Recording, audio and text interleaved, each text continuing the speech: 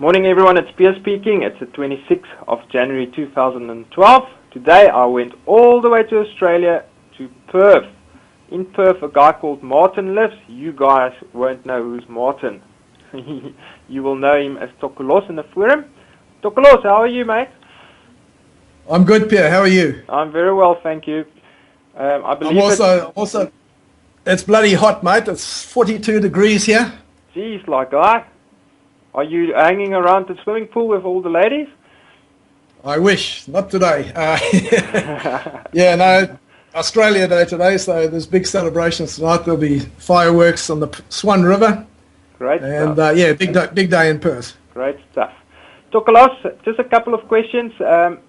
First of all, Forex Mentor Pro, how long have you been a member? And then tell us about your journey. I don't want to interrupt. The floor is yours, mate. Okay, Pierre. I've been trading for about 2 years and 7 months now. I've just looked at my account and I see the records there. I didn't join Forex Mentor Pro until I'd been trading for about 3 months by myself. Well, I won't call it trading. I had a demo account and I would lose $250,000 a week every week. And I began to think that possibly trading was not for me. Certainly not with live money. Then I happened to find Dean's L&T system in my mailbox. And a week or two later, through Dean, I found Forex Mentor Pro. And I thought, okay, maybe there's hope for me now. You just heard one of my alerts go off. Got a cross down on the GBP, Japanese yen. Yeah, mate, it took me a long time. It was a big learning curve for me. First of all, I had to learn how to use MetaTrader. I'd never heard of Forex. I was working in a post office, and a young fellow told me he made $100 last night. And I said, how do you do that? And he said, Forex. So I went and Googled it anyway, and off I went. Once I got hold of Forex Mentor Pro, I realized that I'd have to go over the educational material, the videos, etc., 3 or 4 or maybe more times. In actual fact, it's taken me about 8. It was a very, very slow learning curve. After I've been with Forex Mentor Pro for about 3 months, I actually went live trading, which was way too soon, I realize now. But anyway, one thing I had in my mind was money management, right from the beginning. Yeah, that's not a bad habit to have. Well, I mean, it saved me. It saved me from myself. So I kept very strict money management. I remember my first trade, I made 98 cents. And hell, I was impressed. I was really happy. I was a bit confused, though. I didn't understand about 5-digit broker. Yeah. And I actually thought I should have made $98 or 980. I wasn't quite sure what. But after that, I figured out a 5-digit broker.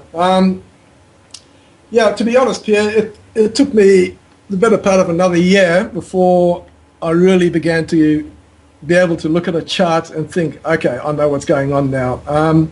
One of the mistakes that I made early on was I had my charts too large. I zoomed out, and you can't see what's happening on a large chart.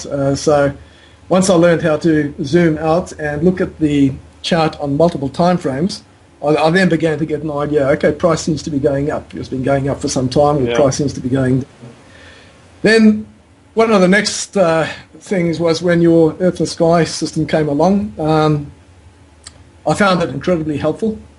I understood about pullbacks by that stage, and having a zone on the chart that I could actually see that it's liable to pull back here, and if it does, it's liable to go in a certain way. No guarantees, but it was all more information for me, because prior to that, mate, I'd look at the chart and I'd say, well, I think it's going up, and I'd go long. Yeah, you just don't have any idea, No, I had no idea at all, and you know, the idea of the playing field, you know, the period separators, yeah, it all started to make a big difference. Then you brought pivots into the thing. I made a joke about, since Pierre brought pivots in, now price bumps into them and everything's gone haywire. But I mean, pivots have been a really important part for me. Also looking to the left of the chart to see what has happened in recent times in the way of support and resistance. Yeah. So if I do all those things, then I get some kind of a picture of what might happen. There's no guarantees, of course, as you know. Yeah, but we're looking for that multiple reasons. So, I mean, instead of just being a no man's land, you can identify now high probability areas and then look for that multiple reasons. If the trade doesn't work out, then you know you can sit back and say, well, it wasn't that bad because there were 9 out of 10 reasons, and it didn't work. But if you go and trade in no man's land, then you are looking for big trouble. Well, I mean, you have no parameters to go on, and that's the way it was for me initially. I bought 2 robots actually. I bought one, which was expensive. It cost me over $600. Sure. And prior to me buying it, it had made a lot of people a lot of money. Anyway, Muggins went and bought it, and what happened? The euro nosedived, because the euro was one of the pairs that had traded. Yeah. And I was actually very impressed with this robot. It was called RoboMiner, and the speed with which it dug a hole in my account, I looked at it and thought, wow. So do me a favor, next time you buy a robot, please let me know so that I don't buy it. Yeah, no. Because it looks like as soon as Tokelos buys it, then the whole thing goes haywire.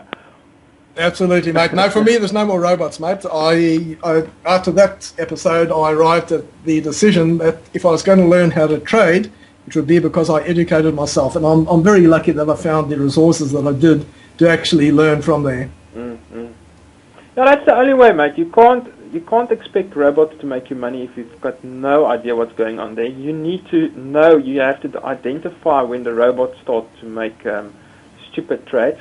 Otherwise, you will, as you say, it will burn a hole in your account. Yeah, absolutely. But I prefer just to trade for myself now. You know, then I'm responsible for the money I make, and I'm responsible for the money that I'll lose. Yeah, Tokelos, as we said earlier, just before the interview, a lot of guys make lots of money with marketing Forex. They make it look so easy, and it's not. I mean, this is not an easy game. Some guys treat it as a hobby. You can't. You need to be there, and you need mentally be strong. You said you had a guy or a friend in Cape Town that spent quite a lot of money on a trading system or something. Can you tell me more about that? Yeah, mate. It's I won't mention the name. He signed up for a 2-day seminar. I said to him, go to the seminar. Don't take any money with you. When you're ready to trade, I can show you one of the few honest resources on the web who will look after you, and it's at a quarter. Well, it's at a fraction of the price these people want. No, he says, I'm just going to go and have a look, but I won't give them any money. 2 days later, he phones me and he says, I've just paid them 21,000 Rand. And I didn't know what to say. I said, why did you pay them 21,000 Rand? He said, because if I went and signed up at the seminar, I'd have to pay 40,000 Rand. Yeah.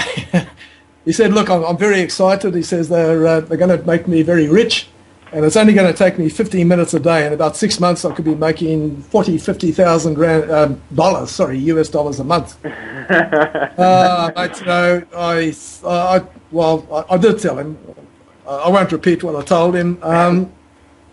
This bloke doesn't even know how to run MetaTrader. He's never seen a chart in his life. He went along to the seminar, came back with a couple of indicators which he didn't know how to put onto his computer. I had to help him.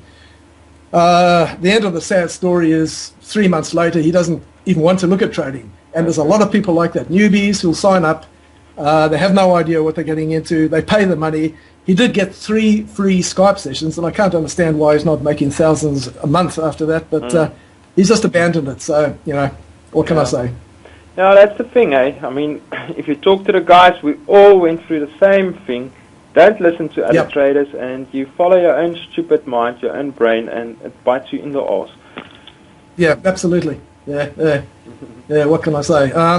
Tokelos, are you trading specific pairs, or are you looking at all the pairs like Team does? I'm looking at too many charts at the moment. What I do is I set up the Earth and Sky templates, and I then have trend lines, so I can identify possible pullback zones.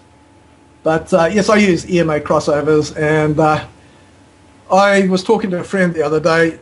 Because I'm trading less and less, my account now, instead of slowly going down, is a horizontal flat line. So, you know, I need to get past that, and I think it's consistency for me. So it goes up and it goes down, but it's within a very narrow margin. To me, that's improvement. It's not going down slowly anymore. Once again, I attribute it to money management. I'm I'm not trading these days for entertainment. I used to trade for entertainment. I'll get into a trade so I can watch the candles going up and down, which is just stupidity. But yeah, mate, I think for me there is hope in the future. I continue to educate myself. I've recognised that this is something that's going to take me 4 or 5 years, I think, before I become as competent as some people in the forum. I recognise it's something I got into with no knowledge at all, and it's going to take time. I can't buy time. I have to do it, and I have to educate myself. I've got to be disciplined about learning. That's it, yeah. You have to hit the nail on the head there. You can't buy time, mate. Tokelos, just a quick thing. We're running here on 10 minutes. Tell me about the forum. Are you enjoying the forum? Do you think that helped your trading also a lot?